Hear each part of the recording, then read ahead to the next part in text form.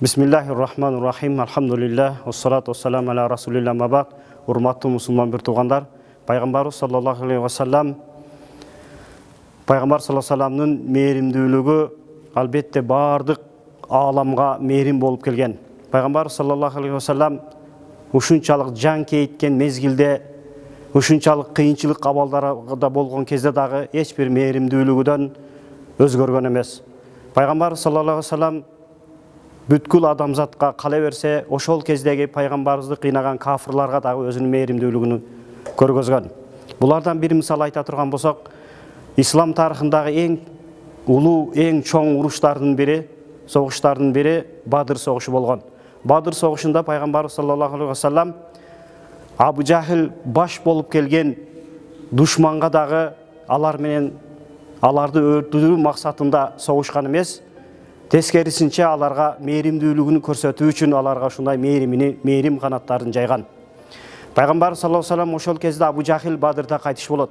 Абу Жахил менен кошо ошо Абу Жахилге окшогон чоң бутпарастардын абройлуу адамдар ошол жерде кайтыш болот. Пайгамбар саллаллаху алейхи вассалам мусулмандардын жаназасын окуп көмүп, аларды жайгаштыргандан кийин, алар кафырлардын дагы, Абу Жахилдин дагы денеси бу карга кузгунга жем болбосун, сасып кетпесин деп, аларды да алып барып көмгөн. Аны көмүп деле койбостон, пайгамбар саллаллаху алейхи вассалам Меккенин ачылышы жакындап калган кезде Бадырга келип, мусулмандарды ошол кездеги сахабаларды зыярат кылып, андан кийин Абу Жахилдин дагы кабырына барып зыярат кылат. Ошол жерде туруп айтат: "Эй Абу Жахил, абалың эмне болуп жатат? Сага ушу керек беле?" дейт. Пайгамбар саллаллаху алейхи вассалам ошентип айтканда сахабалар: "Я Расулуллах, сиз айтып жатканды Абу Жахил угуп жатабы?" дегенде: "О, Абу Жахил угуп жатат, бирок ал сүйлөй албайт" дейт. Урматтуу мусулман бир тууган, караңыздар, ошол кездеги эң исламдын, пайгамбарыбыздын, мусулмандардын эң чоң душманы болгон Абу Жахилге дагы пайгамбар саллаллаху алейхи вассалам өзүнүн мээримин көрсөткөн.